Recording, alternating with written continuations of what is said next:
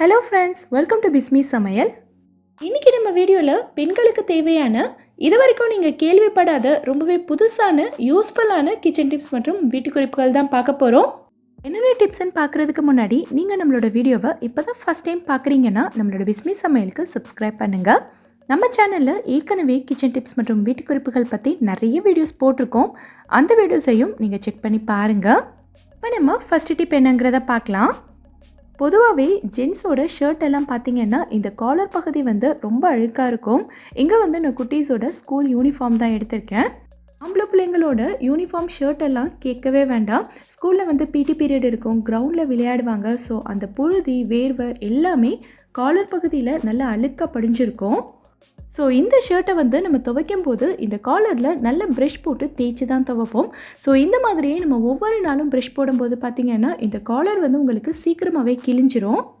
யூனிஃபார்ம்னு மட்டும் இல்லை, எந்த ஷர்ட்டாக இருந்தாலும் பரவாயில்ல. இப்போ நான் சொல்லிக் கொடுக்குற மெத்தடில் நீங்கள் துவைச்சி பாருங்கள்.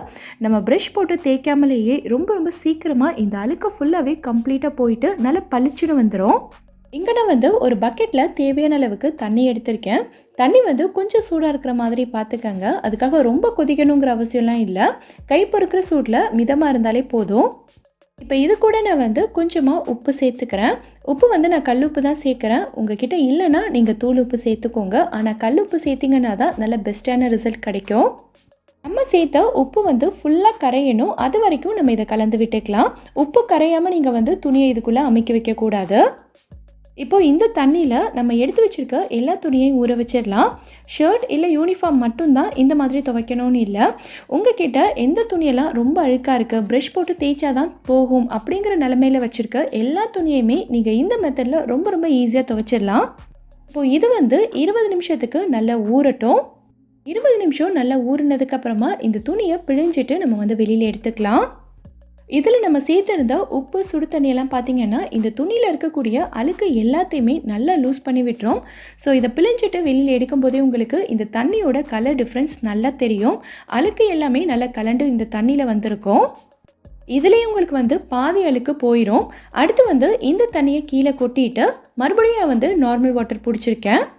இப்போது இதில் நீங்கள் எப்போவுமே துணிகளுக்கு யூஸ் பண்ணுற சோப் பவுடர் சேர்த்துட்டு இது ஃபுல்லாகவே கரையிற அளவுக்கு கலந்து விட்டுட்டு நீங்கள் துணி எடுத்து மறுபடியும் ஊற வச்சிடலாம். இப்போது இது ஒரு 5 நிமிஷத்துக்கு மட்டும் ஊறினாலே போதும். இந்த ஷர்ட்டோட காலர் உங்களுக்கு காட்டுறேன் பாருங்கள்.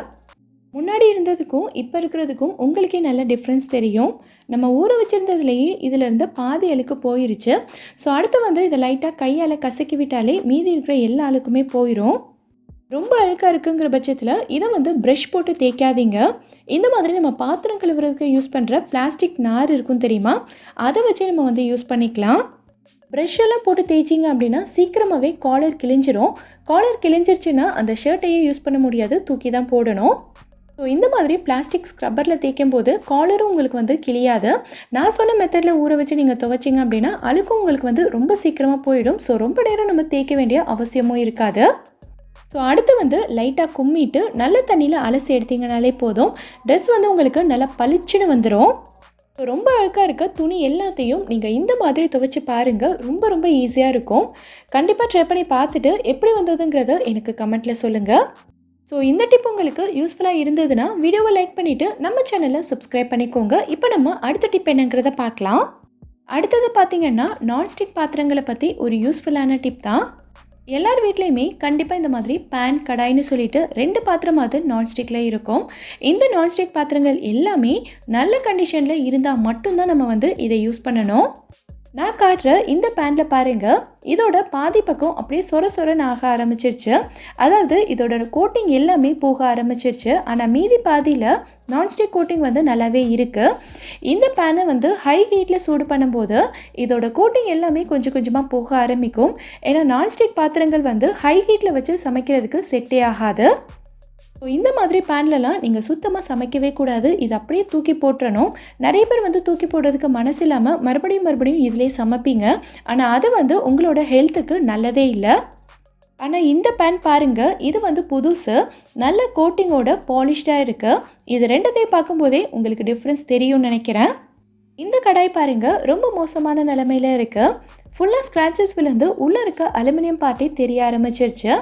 ஸோ இதெல்லாம் நீங்கள் சுத்தமாக யூஸ் பண்ணவே கூடாது. இதுக்கு பதிலாக நம்ம வந்து ஸ்டெயின்லெஸ் ஸ்டீல் பாத்திரங்களே யூஸ் பண்ணிக்கலாம். இந்த மாதிரி ஸ்டெயின்லெஸ் ஸ்டீலில் சமைக்கும்போது நம்ம உடம்புக்கு எந்த கெடுதியும் வராது. அதே மாதிரி இந்த பாத்திரங்கள் வந்து லாங் லைஃப் வரும். இந்த மாதிரி ஸ்டெயின்லெஸ் ஸ்டீல் பாத்திரம் யூஸ் பண்ணும்போது நிறைய பேரோட கம்ப்ளைண்ட் என்னென்னா டக்குன்னு அடி பிடிச்சிடுது, தீஞ்சு போயிடுதுன்னு சொல்லுவாங்க. பாத்திரத்தோட அடிப்பகுதி வந்து நல்லா கனமாக இருக்கிற மாதிரி நீங்கள் வாங்கிட்டீங்க அப்படின்னா தீஞ்சு போகிறதோ அடி பிடிக்கிறதோ உங்களுக்கு இருக்கவே இருக்காது. நான் காட்டுற பாருங்கள் இதோட அடி வந்து எவ்வளோ கனமாக இருக்குன்னு. ஸோ இதோட சூடும் பார்த்திங்கன்னா நல்லா ஈவனாக பரவும். ஒரு பக்கம் மட்டுமே சிலது வந்து கருக ஆரம்பிக்கும் பார்த்தீங்களா, அந்த மாதிரி பிரச்சனைகள்லாம் இதில் இருக்காது. இந்த பாத்திரங்களை மெயின்டைன் பண்ணுறதுமே நமக்கு வந்து ரொம்ப ரொம்ப ஈஸி. பாத்திரமும் நமக்கு ரொம்ப நாளைக்கு வரும். ஸோ இந்த மாதிரி ஸ்டெயின்லெஸ் ஸ்டீல் பாத்திரங்கள் வந்து எப்படி பார்த்து வாங்கணும், எப்படி க்ளீன் பண்ணி எப்படி மெயின்டைன் பண்ணணுங்கிறத பற்றி நான் தனியாக ஒரு வீடியோவே போட்டிருக்கேன். நான் டிஸ்கிரிப்ஷனில் லிங்க்கு கொடுக்குறேன். உங்களுக்கு வேணும்னா அந்த வீடியோவும் நீங்கள் பாருங்கள். ஸோ இந்த மாதிரி கோட்டிங் போன சொரசொரப்பான நான்ஸ்டிக் பாத்திரங்கள் எல்லாம் நீங்கள் சுத்தமாக யூஸ் பண்ணவே கூடாது. அதை வந்து அவாய்ட் பண்ணிக்கோங்க. நம்மள நிறைய பேருக்கு பார்த்தீங்கன்னா முட்டையோட மஞ்சக்கருவையும் வெள்ளைக்கருவையும் தனித்தனியாக பிரிச்செடுக்கிறது கொஞ்சம் கஷ்டமான வேலை தான். நிறைய பேர் வந்து ஜல்லிக்கரண்டி வச்சு பிரிச்செடுப்பாங்க.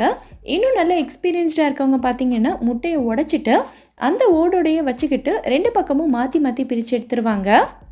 ஆனால் நான் இப்போ செஞ்சு காட்ட போகிறதுல உங்களுக்கு எதுவுமே தேவைப்படாது. கையாலேயே வந்து ரொம்ப ரொம்ப ஈஸியாக பிரிக்கலாம். மஞ்சக்கருவோ வெள்ளைக்கருவோ ஒன்றோட ஒன்று உங்களுக்கு கொஞ்சம் கூட மிக்ஸே ஆகாது. முட்டையை வந்து ஒரு 4லேருந்து 5 மணி நேரத்துக்கு ஃப்ரிட்ஜில் வச்சுருந்து எடுத்துக்கோங்க. நான் வந்து முட்டையை உடச்சி வச்சுருக்கேன். ஃப்ரிட்ஜில் இருந்து எடுத்த முட்டை பார்த்திங்கன்னா நல்லா டைட்டாக இருக்கும். ஸோ இதை வந்து நம்ம ஈஸியாக கையாலேயே எடுக்கலாம். லைட்டாக மஞ்சள் கருவை பிடிச்சு அப்படியே நீங்கள் எடுத்தாலே போதும். ஆனால் இதுக்கு மேலே இருக்கிற ஒரு சின்னதாக ஒரு லேயர் இருக்கும் மெல்லிசா, அந்த லேயர் வந்து உடஞ்சிடாத அளவுக்கு லைட்டாக ப்ரெஸ் பண்ணி எடுங்க. நான் எடுத்து காட்டும் போதே உங்களுக்கு தெரியும்னு நினைக்கிறேன் எவ்வளோ சூப்பராக வருதுன்னு. முட்டை வந்து ஃப்ரிட்ஜில் வைக்காமல் வெளியில் வச்சுருந்து இதே மாதிரி ட்ரை பண்ணிங்க அப்படின்னா இது உங்களுக்கு எடுக்க வராது. ஏன்னா வெளியில் இருந்த முட்டை வந்து கொஞ்சம் நீர்த்து போன மாதிரி இருக்கும். ஃப்ரிட்ஜில் இருந்த முட்டை வந்து உங்களுக்கு கொஞ்சம் திக்காக இருக்கும். அதனால் உங்களுக்கு ஈஸியாக எடுக்கலாம். ஆனால் வெளியில் வச்சுருந்த முட்டையில் இது எடுக்க வராது. ஃப்ரிட்ஜில் இருந்து எடுத்துகிட்டு உடனேவே நீங்கள் இந்த மாதிரி செஞ்சால் தான் வரும். இதை பார்க்கும்போதே உங்களுக்கு தெரியும் மஞ்சள் கருவும் வெள்ளைக்கருவும் கொஞ்சம் கூட ஒன்றோட ஒன்று கலக்கவே இல்லை. நல்லா சூப்பராக பிரிஞ்சு வந்திருக்கு. இந்த மாதிரி நீங்கள் வந்து பிரிச்சுட்டு கேக்குக்கோ இல்லை மற்ற ரெசிபீஸ்க்கோ யூஸ் பண்ணிக்கலாம். இந்த மாதிரி வெள்ளைக்கருவையும் மஞ்சக்கருவையும் பிரிக்கிறதுக்கு ஆன்லைனில் உங்களுக்கு வந்து நிறைய டூல்ஸ் அவைலபிளாக இருக்குது. அது எதுவுமே நமக்கு தேவையில்லை. இந்த மாதிரி ஈஸியாக கையாலேயே பிரித்து எடுத்துடலாம். இந்த டிப்பை வந்து நீங்கள் கண்டிப்பாக ட்ரை பண்ணி பாருங்கள். உங்களுக்கு ரொம்பவே யூஸ்ஃபுல்லாக இருக்கும்னு நினைக்கிறேன். யூஸ்ஃபுல்லாக இருந்ததுன்னா வீடியோவை லைக் பண்ணிவிட்டு நம்ம சேனலை சப்ஸ்கிரைப் பண்ணிக்கோங்க. இங்கே நான் எடுத்திருக்க வாழைப்பழம் பார்த்திங்கன்னா நல்லா பழுத்து இதோட தோல் எல்லாமே ஃபுல்லாக கருப்பாயிருச்சு. வாழைப்பழம் வந்து ரொம்ப பழுத்து கணிஞ்சிருச்சுன்னு சொல்லுவாங்கல்ல, அந்த நிலமையில இருக்குது. ஸோ இதை வந்து வீட்டில் இருக்கிற யாருமே சாப்பிட மாட்டாங்க. ஆனால் இந்த பழத்தை நம்ம வந்து வேஸ்ட் பண்ணாமல் வீட்டில் இருக்கிற எல்லோரும் விரும்பி சாப்பிட்ற அளவுக்கு சூப்பராக ரெடி பண்ணிக்கலாம். ஒரு பெரிய மிக்சிங் பவுலில் நான் வந்து 3 கப் அளவுக்கு ரவை எடுத்திருக்கேன்.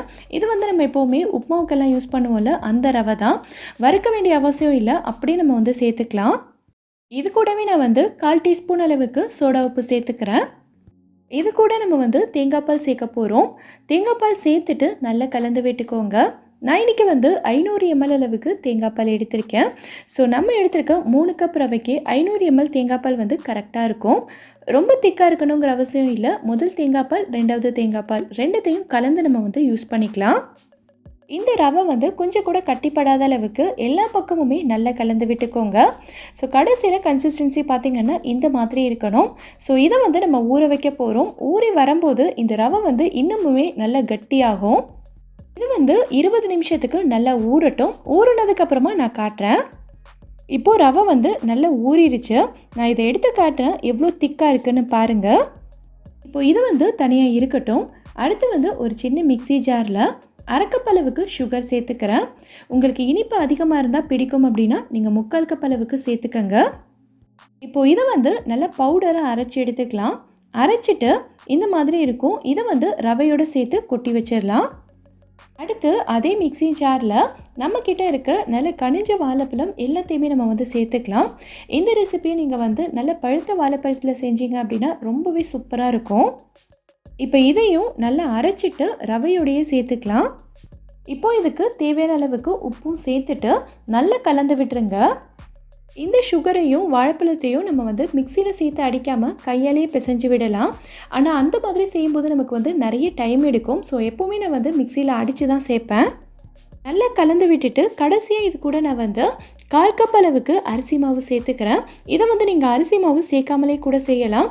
ஆனால் சேர்த்தோம் அப்படின்னா வெளியில் இருக்கக்கூடிய லேயர் வந்து நல்ல கிறிஸ்பியாக இருக்கும். ஸோ நல்லா கலந்து விட்டுட்டு கடைசியாக இதோட கன்சிஸ்டன்சி பார்த்திங்கன்னா இந்த மாதிரி தான் இருக்கும். நம்ம வந்து குட்டி குட்டி பால்ஸாக எடுத்து போட்டுக்கலாம். கையில் வந்து லைட்டாக தண்ணி தொட்டுட்டு இந்த மாவை எடுத்து போட்டிங்க அப்படின்னா ஈஸியாகவே விழுந்துடும்.